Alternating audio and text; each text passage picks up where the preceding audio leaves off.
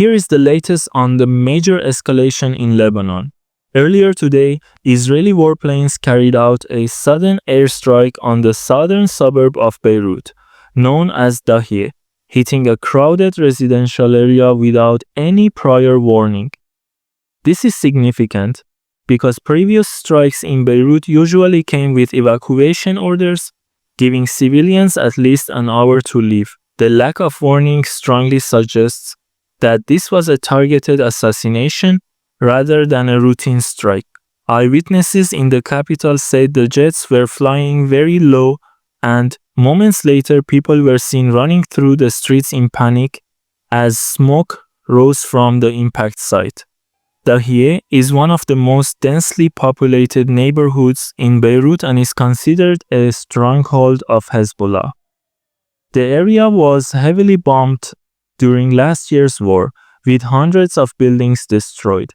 Although a ceasefire was announced nearly a year ago, Israeli attacks have continued almost daily, mostly in southern and eastern Lebanon, making a direct hit inside the capital extremely rare and highly escalatory. According to Israeli media, the target of the strike was Abu Ali Tabaja, believed by Israel to be the top commander of Hezbollah's military wing, Unit 3800, and effectively the second most important figure in the organization after its current leader, Naim Qassem. Reports claim that the strike was coordinated with the United States, which was informed beforehand and approved the operation.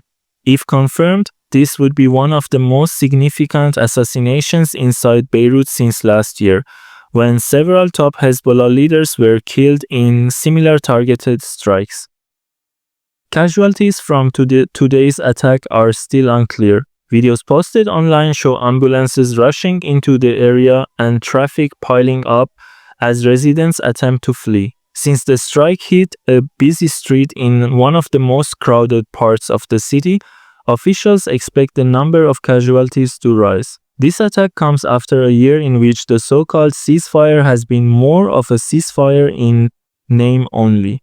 According to the Lebanese Health Ministry and the United Nations, more than 330 people have been killed and nearly 1,000 injured in Israeli attacks since the ceasefire was announced. Over 100 of those killed were civilians, including women and children.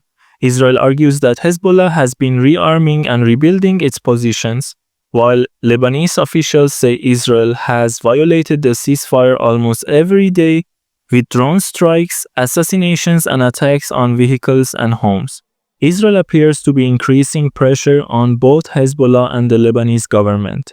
Israeli leaders have repeatedly said they will not allow Hezbollah to rearm, and in recent weeks they have openly discussed the possibility of a new war. The Lebanese government, meanwhile, is being pushed to disarm Hezbollah, but in reality it has limited power. It cannot stop Israeli attacks, it cannot fully control Hezbollah, and it struggles simply to issue statements in response.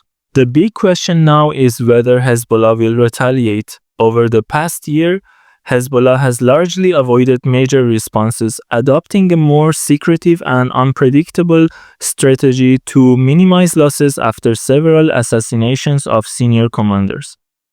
Analysts say the group may still be in a period of rebuilding and may not want a full-scale confrontation. But after a high-profile assassination like this, pressure from within the organization and from its supporters could force some kind of reaction. In short, today's strike marks a serious escalation. Israel has brought the conflict back into the heart of Beirut, and the situation is now extremely fragile. Whether Hezbollah chooses to retaliate or not will determine if this remains a contained escalation or becomes the start of something much larger.